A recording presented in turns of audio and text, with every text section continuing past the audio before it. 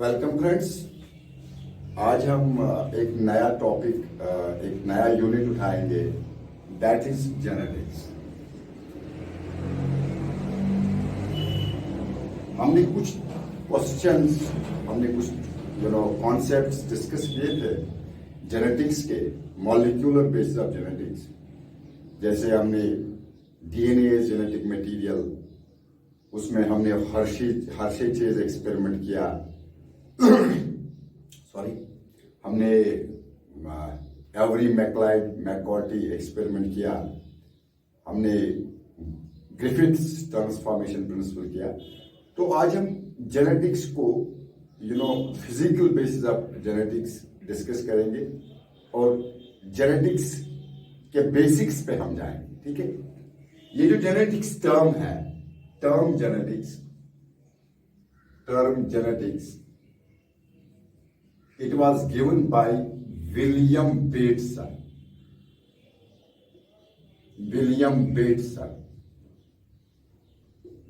in 1905. Term genetics was given by William Bateson in 1905. This is basically a Greek word. It has been taken from a Greek word, Genesis, which means origin, right? What this genetics is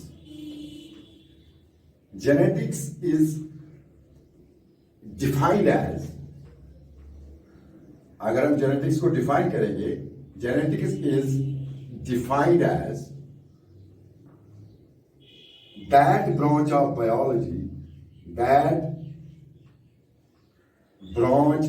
biology which deals with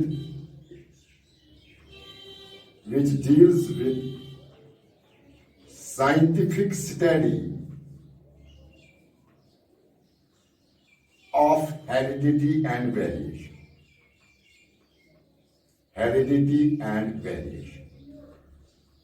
It is the definition of genetics. Genetics को जब हम define करते हैं, we say that genetics is defined as that branch of biology which deals with scientific study of heredity and variation.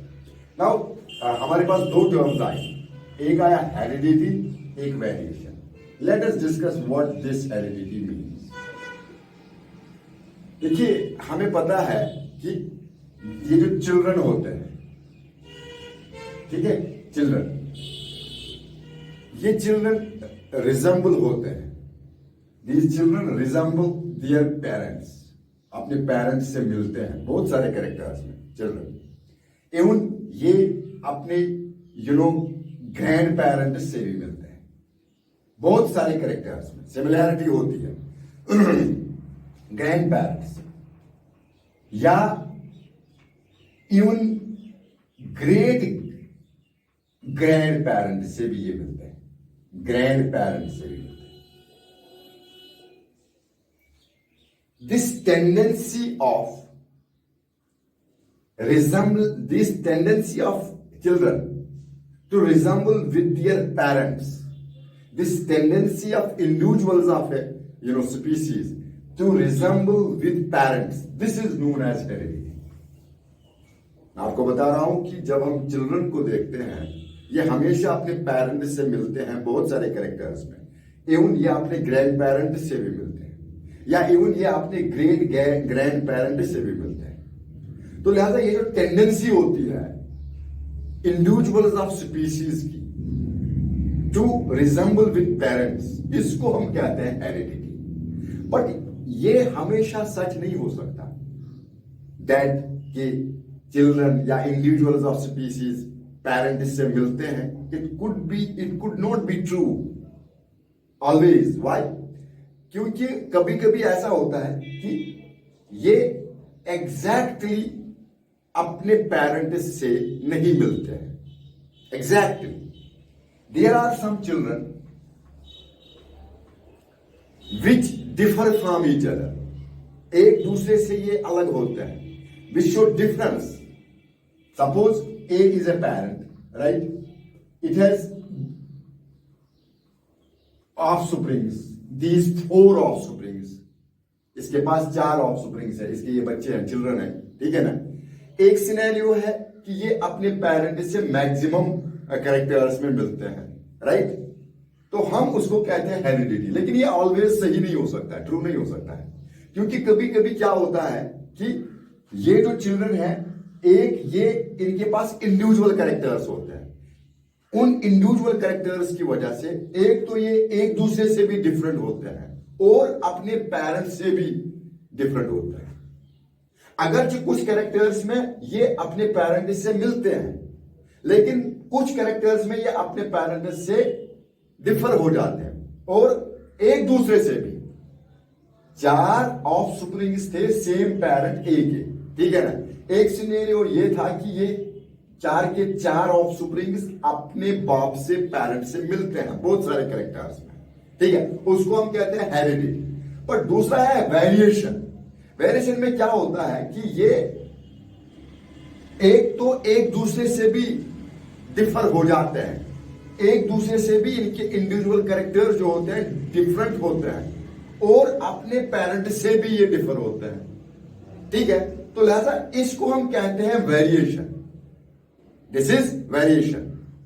Heredity and variation, ये 2 चीजों का हम लोग जेनेटिक्स में जिक्र करते हैं, क्योंकि मैंने अभी आपको कहा कि genetics is that branch of biology which deals with scientific study of heredity and variation. Heredity में मैंने आपको कहा कि हेरिडिटी में ये जो ऑफस्प्रिंग्स होते हैं अपने पेरेंट्स से मिलते जुलते हैं, इवन ग्रैंड पेरेंट से भी, ग्रेट ग्रैंड पेरेंट से, ये हो गया हेरिडिटी। फिर आ गया वेरिएशन। हालांकि ये जो हम लोग कह रहे हैं कि ये हमेशा सच नहीं हो सकता है कि ऑफस्प्रिंग्स अपने पेरेंट से मिले, राइट, बहुत सारे कैरेक्टर्स। फिर आ गया वेरिएशन। व्हाट? वेरिएशन में ये जो ऑफस्प्रिंग्स होते हैं, ये जो स्पीसीज होते हैं, इंडिविजुअल्स होते हैं स्पीसीज के, ये तो इंडिविजुअल कैरेक्टर्स में एक तो एक दूसरे से भी अलग होते हैं और एक ये अपने पेरेंट से भी अलग होते हैं। This is known as variation.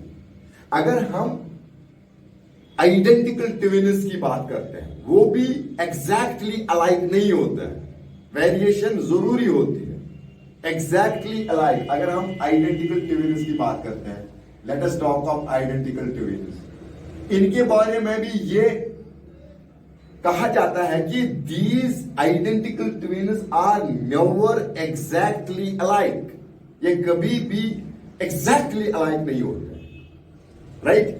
तो लिहाजा हम लोग कहते हैं कि जहां ऑफस्प्रिंग्स ऑफ पेरेंट्स में सिमिलैरिटीज हैं, वही डिफरेंसेस भी होती हैं। We say that in individuals of a species, that in offsprings of parents, though there are resemblances, but in addition to resemblances, these offsprings, these individuals of a species have, differences as marked as their resemblances. This is variation. And इस हिसाब से अगर हम redefine करेंगे heredity को, let us redefine heredity. Heredity is defined as, heredity is defined as, heredity is defined as the transmission of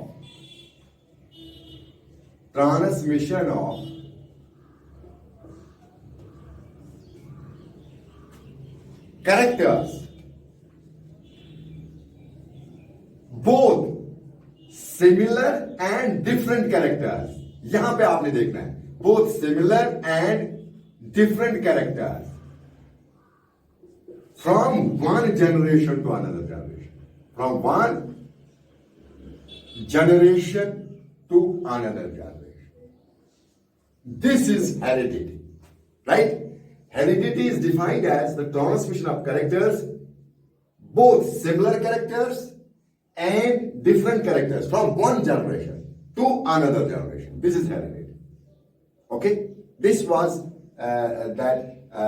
genetics is that branch of biology which deals with the study of heredity and variation. आपको अब समझ में आया होगा कि heredity क्या होता है और वेरिएशन क्या होता है। जब इनको दोनों को मिलाते हैं तो जब ये both resemblances and differences pass on हो जाती है ना पेरेंट्स से ऑफस्प्रिंग तक, हम इसको कहते हैं कि दिस इज इनहेरिटेंस और दिस इज हेरिडिटी ट्रांसफर, इसको कहते हैं, right. Now next question is, next point is sorry, in what form characters from parents pass on to offspring, in what form, किस शक्ल में। ठीक है, आजकल प्रेजेंट व्यू जो है हम लोग कहते हैं कि पेरेंट से ऑफस्प्रिंग तक heredity characters by the help of genes. Sorry, because of some throat infection, it's a normal one, I am sorry. आज का जो प्रेजेंट व्यू पॉइंट है, हम लोग ये मान के चलते हैं आज कि पेरेंट से ऑफस्प्रिंग तक ये जो हेरिडिटी कैरेक्टर्स होते हैं ये पास ऑन होते हैं by genes. But what was the earlier viewpoint? In what form? Whole this thing is divided into three, eras. Three eras. It was number one, पहला जो है pre-Mendelian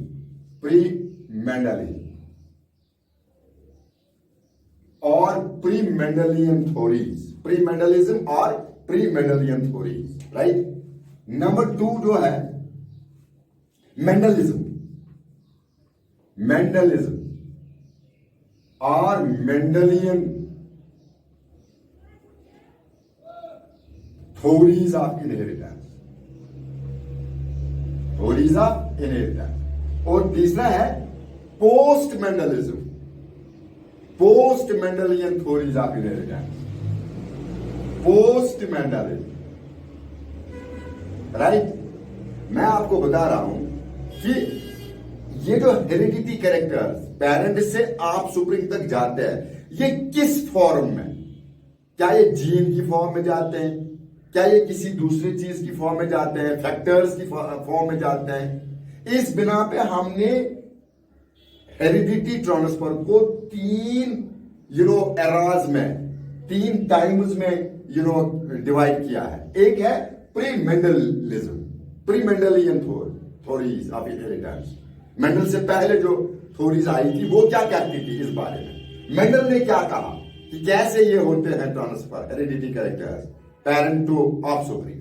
और पोस्ट मेंडलिज्म आजकल, आफ्टर मेंडल, आजकल के ये जो कॉन्सेप्ट्स हैं, आजकल के बायोलॉजिस्ट जो है, इन्होंने क्या कहा है कि किस शक्ल में ये हेरिडिटी कैरेक्टर्स पास ऑन होते हैं पेरेंट से offspring. Let us discuss pre Mendelism और pre Mendelian forces, pre Mendelian theories of inheritance, right. Before Mendel it was presumed that characters of two parents mix. Characters of two, suppose A and B were parents, male and female. Their इनका जो offspring था it was C here. ये कहते थे Mendel से पहले ये जो बिलीव था कि A और B के हेरिडिटी कैरेक्टर्स मिक्स हो जाते थे during their transmission to their offspring C. Hence, these were called as blending theories of inheritance. Blend means to mix, right? तो ये जो मेंडल से पहले थ्योरीज थी इनहेरिटेंस की, जिनको pre Mendelian theories of inheritance कहते हैं या प्री मेंडलिज्म कहते हैं, वो मानती थी ये theories that the characters from parents mix during their transmission to the offspring. These were called as blending theories of inheritance. Theories of inheritance. These theories were such as Fleur theory, right? moist vapor theory, right? Preformation theory, right? Particulate theory. But these theories were hypothetical. There was no experimental proof for these theories. Suppose if I will discuss, अगर आपको मैं कहूँ fluid theory, ये माना जाता था कि in both male and female, the body organs have a moist fluid, and this moist fluid from all organs, accumulates, and then these fluids from both male and female are, combined, and these fluids pass on characters from parents to offsprings, right? In the same way, ये बोल रहे थे कि moist vapor. They say that all these characters are in the form of a, moist vapor. And this moist vapor from both male and female, ये फिर मिल जाता है during intercourse. ठीक है?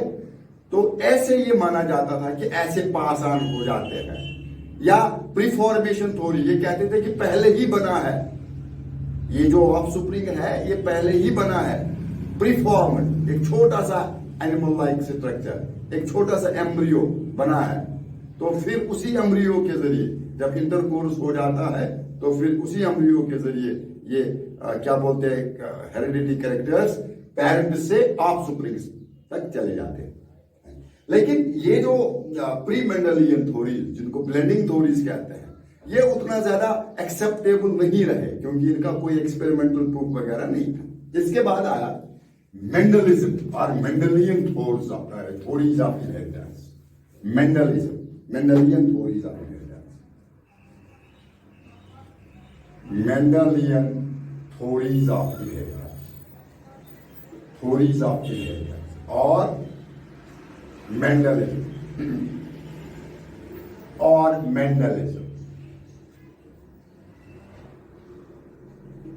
1866 में Mendel announced, in 1866, Mendel announced a mechanism of transmission of characters from parents to offspring. He announced a mechanism. He said that these heredity characters, these heredity particles, right, which he called as germinal units. Germinal units or factors. आपको पता होगा, Mendel's factors were very famous, right? He said that these heredity characters are, present in particles, which are called as germinal units or factors. According to him, Mendel कहता था कि these factors are germinal units. These are present in both somatic cells and, germinal cells of organism. These factors are present in both somatic cells and germinal cells. And these factors are carried by genes to the next generation. ये था concept Mendel का. Mendel कह रहा था कि Mendel has said that these heredity characters, these heredity particles are known as factors. The heredity from parents to offsprings was carried in the form of factors. उसने ये कहा कि बॉडी में सोमैटिक सेल्स और जर्मिनल सेल्स में ये factors होते हैं, और गैमीट्स इन फैक्टर्स को, जिनमें हेरिडिटी कैरेक्टर्स होते हैं, पास ऑन करते हैं gametes to the next generation. And according to him, gametes form the physical basis of heredity. Gametes form the physical basis of heredity. Mendel is considered as father of genetics. अगर आपको मैं कहूँ who is considered as father of genetics, Mendel is considered as father of genetics. Why? Because of his contribution in this field, he was the first to lay the foundations of modern genetics, because he gave some principles, he gave some generalizations, right, which were later raised to the status of laws or principles of inheritance, right? It is the reason why he is called as father of genetics, क्योंकि ये पहला आदमी था who laid the foundations of modern genetics. According to him, the hereditary characters pass on from parents to offsprings in the form of factors, right, which are presently called as genes, right? Because these factors of Mendel were called as genes by Johansson, right? He was a very famous mathematician, a very famous natural history student, and at Vienna, Austria. And during his stay, जब ये Austria में mathematics पढ़ रहा था, जब ये Austria में natural history पढ़ रहा था, ऑस्ट्रिया के नजदीक वियना यूनिवर्सिटी में, he there developed interest in hybridization. He developed interest in hybridization. What does this hybridization mean? Suppose if A and B are two living organisms, right? These are genetically different. When they crossbreed, their offspring C, this is known as hybrid, because it has characters of both A and B, right? And the process of formation of hybrid in this way is known as hybridization, right? Mendel, after coming back, from Vienna, as he has developed interest in hybridization experiments in Vienna, he came back and performed experiments on Gordon P, Edable P, right? Piscium sativum, whose diploid number is 14, right? He began to perform hybridization experiments on Gordon P in a monastery, in a religious place where he worked as a monk in Braun, Austria. There he was working. And in this monastery, in this religious place, वहाँ पे एक garden था, जिसमें इसने Mendel ने 1856 से 1865 तक cross breeding experiments, hybridization experiments perform किए on Gordon P, Edable P, right? And it was there where he laid the foundations of modern genetics, right? So let us discuss Mendel's experiments. At religious place, monastery in Braun, Austria, he performed experiments, hybridization experiments. Mendel performed hybridization experiments for 9 long years. Okay. How he performed his experiments? We will discuss Mendel's experiment, right? Mendel's experiment. Mendel performed experiments in a proper sequence. There was a sequence in his experiments, and in many steps. His main steps were, उसके जो experiments थे, Mendel ने अपने experiments को conduct किया in a proper sequence, and उसके जो experiments थे, उसने अपने experiments को step by step किया. उसके मेन स्टेप्स जो थे अपने एक्सपेरिमेंट्स के, हाइब्रिडाइजेशन एक्सपेरिमेंट्स के, वो थे, पहला पहले उसने लिया मेंडल्स एक्सपेरिमेंटल मटेरियल. मेंडल ने किस प्लांट के साथ एक्सपेरिमेंट्स किए? Experimental material. व्हेन आई से material, that means which plant he selected for his experiments. Then selection of traits or characters, फिर इन प्लांट से उसने कौन से कैरेक्टर्स या traits, selection of traits select किए, सिलेक्शन ऑफ ट्रेट्स और characters by Mendel, right, by Mendel. This was second setup, second main setup. तीसरा setup जो उसने एक्सपेरिमेंट में किया वो था मेंडल्स एक्सपेरिमेंटल टेक्निक. फिर उसने कैसे किए Mendel's experimental technique, right. These were his experiments, setups of experiment. पहला एक्सपेरिमेंट जो था सेटअप था एक्सपेरिमेंट का, that was Mendel's experimental material. किस मटेरियल को मेंडल ने इस्तेमाल किया. नेक्स्ट, सिलेक्शन ऑफ ट्रेट्स और कैरेक्टर्स बाय मेंडल. किस कौन से कैरेक्टर और ट्रेट्स सिलेक्ट किए मेंडल ने. और तीसरा जो था मेंडल्स एक्सपेरिमेंटल टेक्निक, कैसे उसने किए एक्सपेरिमेंट. जैसे दो प्लांट्स को उसने क्रॉस किया, फिर उनका जो पहला ऑफस्प्रिंग था उसका हाइब्रिड नाम दिया F1 हाइब्रिड, F1 जनरेशन, फिर F1 जनरेशन से F2 जनरेशन. वो आप आगे स्टडी करोगे, सीख जाओ, ठीक है. Let's come to the first one, that is Mendel's experimental material. Mendel selected Pisum sativum. Sativum. I mean pea plant. What pea plant? It was garden pea. There are many varieties of pea plants, right? Garden pea, edible pea. It was his, experimental material. This will help you in MCQ. Right, multiple choice questions में कभी आता है. What was the Mendel's experimental material? Which plant he selected for his experiments? It was garden pea or edible pea. Right?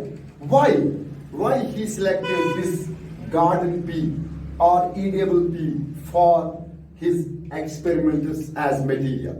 Because this plant, ये जो plant था, it was having special advantages. इसमें बहुत सारे स्पेशल एडवांटेज थे as compare to the other varieties of pea और in case other plants of the garden of that religious place where he was working as a monk और a priest, right. Number one first special advantage, क्यों Mendel ने garden pea को select किया as his experimental material. पहला, garden pea plants, ये जो garden pea plants थे ना, garden pea plants were having easily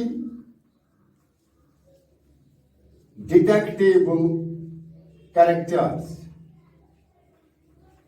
पहला एडवांटेज जो था, इसलिए उसने मेंडल ने गार्डन पी को सिलेक्ट किया as experimental material because garden pea plants जो थे ना, इनमें इजीली डिटेक्टेबल कैरेक्टर्स थे.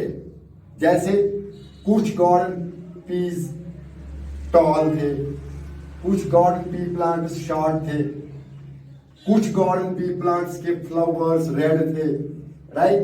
कुछ गार्डन पी प्लांट्स के फ्लावर्स व्हाइट थे, कुछ गार्डन पी प्लांट्स के सीड्स राउंड थे, कुछ गार्डन पी प्लांट्स के सीड्स रिंकल थे, राइट. ऐसा वैरायटी, ऐसी डाइवर्सिटी और किसी प्लांट और किसी वैरायटी में उसको नहीं मिलते, राइट. ये इसलिए उन्होंने पहला जो स्पेशल एडवांटेज था पी प्लांट को यूज करने का एज एक्सपेरिमेंटल मटेरियल, क्योंकि इसमें उसको वैरायटी अवेलेबल थी. जैसे पी प्लांट्स में इजीली डिटेक्टेबल कैरेक्टर्स थे, डिस्टिंग्विशेबल कैरेक्टर्स. कुछ लंबे थे टॉल प्लांट्स, कुछ छोटे थे शॉर्ट प्लांट्स, डार्क प्लांट्स. कुछ प्लांट्स पी प्लांट्स जो थे उनके कलर फ्लावर्स रेड थे, कुछ के व्हाइट थे, राइट. कुछ पी प्लांट्स के जो सीड्स थे वो राउंडेड थे, कुछ पी प्लांट्स के सीड्स रिंकल्ड थे. इसलिए उसको इजीली डिटेक्टेबल कैरेक्टर्स मिले, तो लिहाजा ये पहला स्पेशल एडवांटेज था. Now come to the second special advantage, why Mendel selected pea plant, garden pea, edible pea as his experimental material. Number 2, garden pea मैं जो कैरेक्टर्स थे ना, these characters such as color character, such as shape of the seed character, such as height of the stem character, right? These were the characters. These were preserved from one generation to the next generation. Garden P में जो detectable, distinguishable characters थे, these were preserved from one generation to the next generation. क्यों? Because Garden P normally self-pollinating plant होता है. Why? Because it has bisexual flowers. तो ये जो bisexual flowers होते हैं, जो सेल्फ पॉलिनेशन दिखाते हैं, सेल्फ पॉलिनेशन के जरिए इनके जो कैरेक्टर्स होते हैं ये पास ऑन हो जाते हैं from one generation to another generation. Self pollination में ओरिजिनल कैरेक्टर्स को लूज होने का खतरा नहीं होता है. ये तो एक जनरेशन से दूसरे जनरेशन से तक चले जाते थे, पास ऑन हो जाते. Suppose this is a flower, when if it is complete flower, it has both male part and female part, male part in the form of carpel and female part in the form of stamen. हम लोग कहते हैं this is complete flower or bisexual flower, right? तो ये self pollination कर सकता है. ठीक है. अब अगर one of the two parts, either male or female missing है किसी, हम इसको कहते हैं this is unisexual. इसमें ये self pollination की तो possibility ही नहीं है, right? क्योंकि इसमें तो cross pollination होनी ही होनी है. क्योंकि अगर पोलन ग्रेन नहीं है, ठीक है ना, तो कैसे हो सकती है सेल्फ पॉलिनेशन अगर स्टेमिन पार्ट नहीं है. तो लिहाजा दूसरा जो एडवांटेज था गार्डन पी का, इसमें ये जो कैरेक्टर्स थे, राइट, ये प्रिजर्व किए जाते थे from one generation to next generation. क्यों? क्योंकि ये जो गार्डन पी था ये normally under normal conditions resort करता था टू सेल्फ पॉलिनेशन. ये सेल्फ पॉलिनेशन दिखाता है normal condition. Why? Because the flowers of garden pea, these are bisexual flower. What does that mean? That means both parts, male part and the female part of the flower are in the same flower, right? Okay. Now third, ये जो garden pea था, in garden pea he was in a position to perform cross pollination, but artificial cross pollination. Artificial cross pollination. Artificial cross. This is actually known as hybridization. This is actually known as hybridization. देखिए, आपको पता है अगर ये एक plant है, suppose ये इसका फ्लावर है, दिस इज कॉर्टल, ठीक है ना, ये फ्लावर यूनिसेक्सुअल है, इसमें तो स्टेमिन नहीं है. फिर किसी दूसरे प्लांट से के फ्लावर से पोलन ग्रेन्स आ जाएंगे, विंड उनको लाएगी, वाटर उनको लाएगा, एनिमल उनको लाएगा, वो फिर इस पे गिर जाएंगे स्टिग्मा पे, रिसेप्टिव स्टिग्मा पे. तो this is known as cross pollination. But what is artificial cross pollination? What is controlled cross pollination? इसमें हम, अगर ये बाइसेक्सुअल फ्लावर है, राइट, हम इसको रिमूव करते हैं स्टेमिन को, right, before maturity. Removal of stamen before maturity is known as emasculation. आपने ये दूसरे यूनिट्स में biology in human welfare, plant breeding में इमैस्कुलेशन सुना होगा. तो हम लोग जब कंट्रोल्ड क्रॉस, फिर हम डिजायर्ड प्लांट, जिस प्लांट को हम ग्रो करना चाहते हैं, जिस प्लांट के कैरेक्टर्स हम दूसरे प्लांट के साथ मिक्स करके ऑफस्प्रिंग में देखना चाहते हैं, फिर हम डिजायर्ड प्लांट्स के से हम लोग ले जाते हैं पोलन ग्रेन्स, फिर उनको डस्ट करते हैं. तो फिर ये होगी ना pollination. This pollination is artificial pollination. This pollination is the controlled pollination and this is also known as hybridization. ये तीसरा स्पेशल एडवांटेज था मेंडल के लिए गार्डन प्लांट्स का, पी प्लांट्स का. इसमें artificial cross pollination, controlled cross pollination Mendel करा सकता था. अच्छी तरह से उन्होंने किया है. कैसे वो करता था क्रॉस पॉलिनेशन और artificial cross pollination, controlled cross pollination? वो मैच्योरिटी से पहले सिटामिन के एंथर को रिमूव करता था, क्योंकि एंथर में होते हैं ना पोलन ग्रेन्स।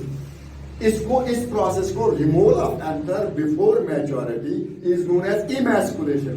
फिर डिजायर्ड प्लांट, जो उसको मर्जी होती थी, जिस प्लांट के कैरेक्टर्स को आप शुरू में देखना चाहते थे, उस प्लांट के पोलन ग्रेन्स लाता था, उनको फिर डस्ट करता था रिसेप्टिव स्टिग्मा में, जब स्टिग्मा तैयार होता था, ठीक है ना, तो लिहाजा फिर वो आर्टिफिशियल क्रॉस पॉलिनेशन करता था। ये था दूसरा स्पेशल एडवांटेज किसका, गॉर्डन बी का, क्योंकि इस प्लांट में हम लोग करवा सकते हैं आर्टिफिशियल क्रॉस पॉलिनेशन।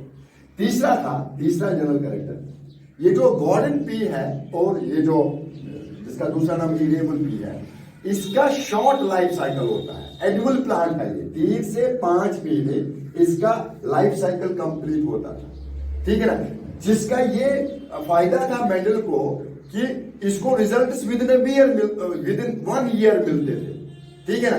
अदरवाइज अगर ये किसी दूसरे ऐसे प्लांट को लेता एज एन एक्सपेरिमेंटल मटेरियल जो बाइनियल था, जो पेरिनियल प्लांट हो सकता था, जिसको रिजल्ट्स के लिए 2 साल, 2.5 साल, 3 साल, जितना भी उसका ये लाइफ साइकिल होता था, वेट करना पड़ता, तो ये इसके लिए अच्छी बात नहीं रहती। इसने पी प्लांट को, गॉर्डन पी को, इरेबल पी को इसलिए सिलेक्ट किया था क्योंकि it was an annual plant. It completed its life cycle. It just completes its life cycle in 3 to 5 months. So it was helpful to Mendel. ये Mendel के लिए फायदेमंद था क्योंकि उसको रिजल्ट्स विद इन 1 ईयर मिलते थे, राइट। ये तीसरा स्पेशल एडवांटेज था।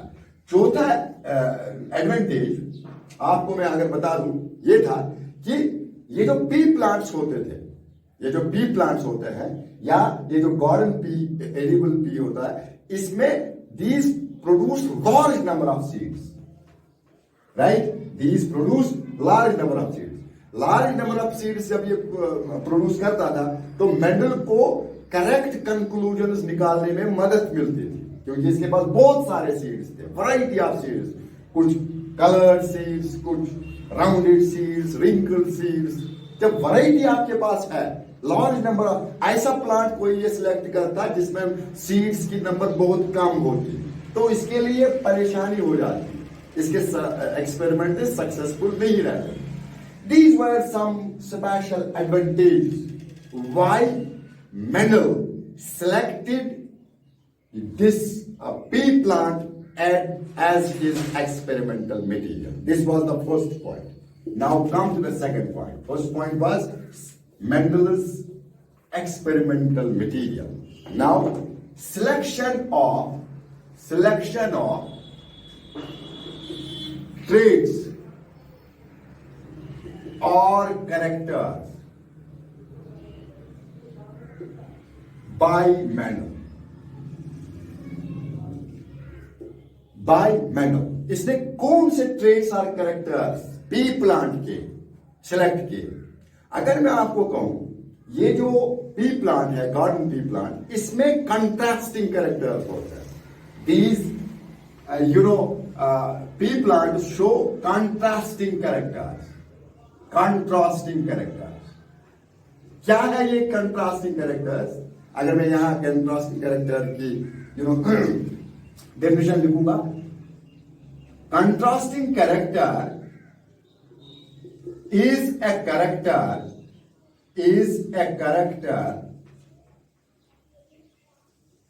which occurs in two opposing conditions,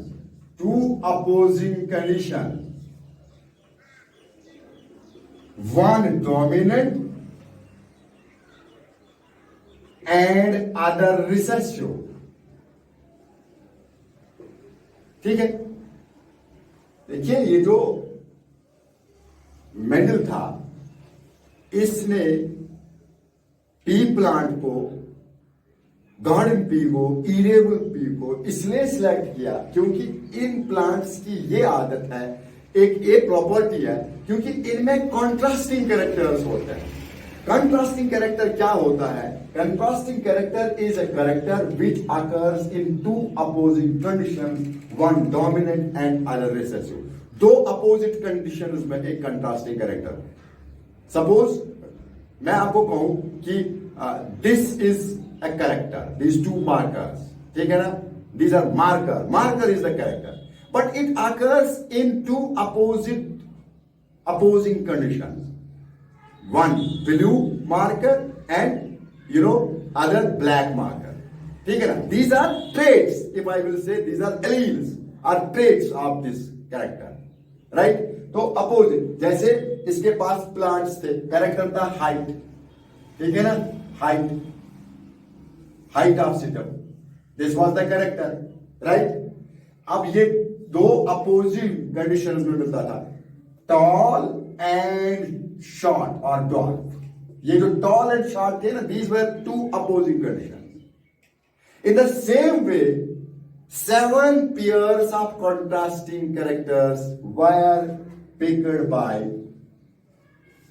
Mendel.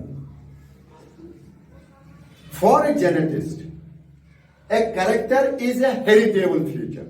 Geneticist के लिए, जो जेनेटिक्स जानने वाला होता है, उसके लिए कैरेक्टर क्या होता है? It is a heritable feature, what that is transferred from parents to offspring, ठीक है ना। Suppose flower colour of a flower, it is a heritable feature, it can be transferred from parents to the offspring. But color of the flower, there are many variants or types of colors. Some flowers may be red, some flowers may be pink, some flowers may be even white, right?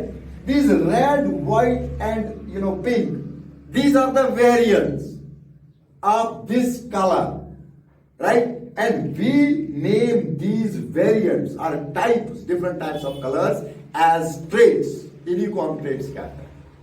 तो लिहाजा ऐसा character जो दो pair में होता है, ठीक है ना, जिसमें दो अपोजिट कंडीशन होते हैं। हाँ, यहां पे मैं बताता हूं आपको, contrasting character is a character which occurs in two, commonly in two, sometimes there can be more than two opposing condition, such as the example of multiple alleles जिनको कहते हैं, blood groups in human beings, उनमें एक ही gene 3 different character traits के लिए different होता है, ठीक है। तो लिहाजा इसलिए इसके गार्डन में इसको मिले पी प्लांट्स के contrasting characters. Contrasting character means अगर हाइट है कैरेक्टर इसका 2 डिफरेंट, छोटा लंबा, अगर कलर है इसके 2 डिफरेंट, सुर्ख रेड एंड व्हाइट, राइट। इसी तरह से अगर शेप है, shape is the correct shape of seed, rounded, wrinkled, these are known as contrasting character। मैंने आपको कहा कि जेनेटिस्ट मानते हैं character as a heritable feature, जो पास ऑन हो जाए। Suppose flower colour is a character, it's a heritable feature, it can occur in many variants, right. तो red, white, these are basically the traits, ठीक है। तो Mendel selected 7 pairs of contrasting characters of pea plant. Let's write down here. हम लोग यहां पे लिखते हैं सीरियल नंबर 1, हम सीरियल नंबर लिखेंगे इसमें, यहां पे लिखेंगे कैरेक्टर, यहां पे लिखेंगे डोमिनेंट, तीसरा कॉलम, और आखिरी कॉलम जो होगा वो रिसेसिव कॉलम होगा, recessive column. Serial number 1 character, suppose height of stem, इसमें डोमिनेंट होता था टॉल, राइट, एंड यहां पे डॉर्फ, रिसेसिव। टॉल को हम टी, लेटर टी से, डॉर्फ को स्मॉल टी से। ये मैं आपको बता दूंगा, ये जो मैं एब्रिविएशन इस्तेमाल कर रहा हूं, इनिशियल लेटर्स का इस्तेमाल करूंगा, ठीक है, कर रहा हूं, मैं आपको बता दूंगा अभी इसमें क्या राज है। नंबर 2, इसके बाद कलर ऑफ फ्लावर, जैसे रेड, ओके, और एंड व्हाइट, स्मॉल आर, ठीक है। जैसे पोजीशन ऑफ फ्लावर कहां है? अगर ये एक्सिलरी पार्ट से उठता है, एक्सिलरी, इसके लिए ए, या अगर ये टॉप पे उठता है, टर्मिनल, मीन स्मॉल ए। जैसे अगर ये एक स्टेम है, अगर यहां एक्सिलरी बर्ड से फ्लावर उठता है, this is the position of this flower is axial और एक्सिलरी। अगर ये स्टेम है, इसके टॉप पे जो टर्मिनल बर्ड होता है वो कन्वर्ट हो जाता है फ्लावर में। We say that this is terminal flower because it is position is terminal. ठीक है, तो पोजीशन ऑफ फ्लावर डोमिनेंट था एक्सिलरी, ठीक है ना, पोजीशन एक्शल, तो रिसेसिव था टर्मिनल।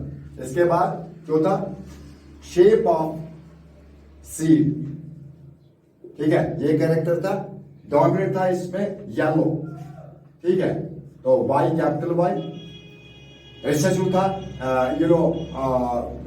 ग्रीन, ठीक है, इसका लेटर था स्मॉल वाई, ठीक है, this was Y capital Y.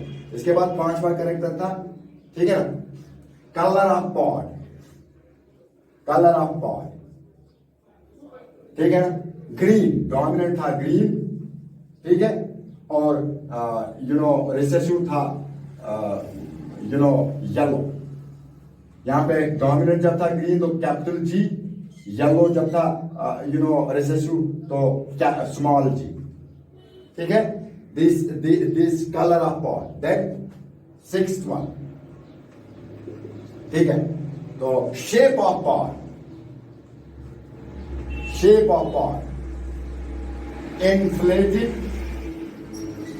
अगर इन्फ्लेटेड था डोमिनेंट आई, कंस्ट्रिक्टेड वो मोटे फैले हुए और वो बिल्कुल थिन, कंस्ट्रिक्टेड, तो यहां पे small T. These were 7 pairs of, अच्छा, shape of seed, 7 pair, shape of seed, you see, shape of seed that was rounded, कुछ seeds rounded थे, or right, and कुछ seeds wrinkled थे, small r, wrinkled seeds.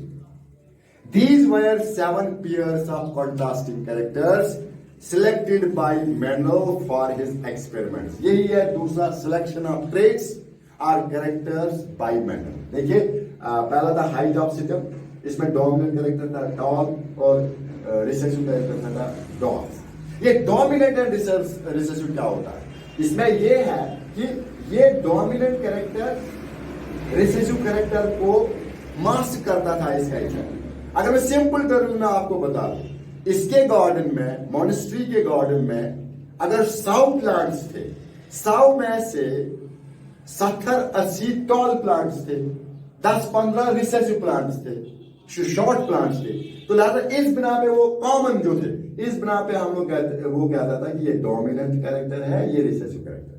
इसी तरह से colour of flower, red flowers का colour और white flowers का कलर, ये कैसे मानता था ये, क्योंकि रेड कलर डोमिनेंट था, क्योंकि अगर इसके पास 100 प्लांट्स थे, 100 प्लांट्स में 70-90 प्लांट्स में फ्लावर का कलर रेड था, तो इस कलर को डोमिनेंट मानता।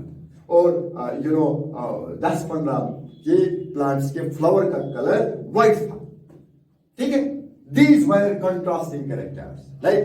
एंड हम लोग स्मॉल लेटर इस्तेमाल करते हैं डॉर्फ रिसेसिव कैरेक्टर के लिए, और कैपिटल लेटर इस्तेमाल करते हैं डोमिनेंट कैरेक्टर के लिए, राइट। जैसे टॉल है डोमिनेंट कैरेक्टर, हम लोग टी का इस्तेमाल करते हैं। जैसे रिसेसिव कैरेक्टर है डॉर्फ और शॉर्ट, हम लोग स्मॉल कैरेक्टर इस्तेमाल, और यहां पे हम टी करते हैं, स्मॉल टी। अगर हम डी और एस का इस्तेमाल करते थे डॉर्फ और शॉर्ट, ये हम नहीं, मेंडल ऐसा नहीं कर रहा था। क्यों? क्योंकि it is later on difficult to remember whether T and D और T and S are the alternatives of same character height. ये प्रॉब्लम होती है।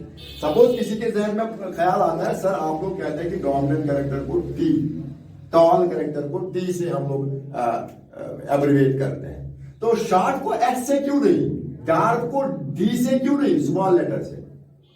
ऐसा नहीं कर, अगर टॉल है तो हम कैपिटल, अगर शॉर्ट है तो हम स्मॉल टी करते हैं। ये क्या रीजन है? दिस इज बिकॉज अगर हम टॉल के लिए टी इस्तेमाल करेंगे, राइट, डॉर्फ के लिए स्मॉल डी इस्तेमाल करेंगे, मेंडल ये कहता है कि हम लोग फिर लेटर ऑन ये भूल जाते कि capital T and small D dwarf, these are the alternative forms of same character height. यही वजह है कि हम लोग अगर टाल का हमने एब्रिविएशन किया टी कैपिटल, शॉर्ट और डॉट का स्मॉल करते हैं, जिससे हमें आसानी लगती है। तो remember that this tall and डॉट, these are two alternative forms, these are two opposing conditions of the same character height obviously. Okay, that's all today. In our next video lecture we will discuss Mendel's experimental technique, how he adopted the technique, how he conducted the experiment, what was his technique, कैसे उसने किया। Thank you, till then, bye.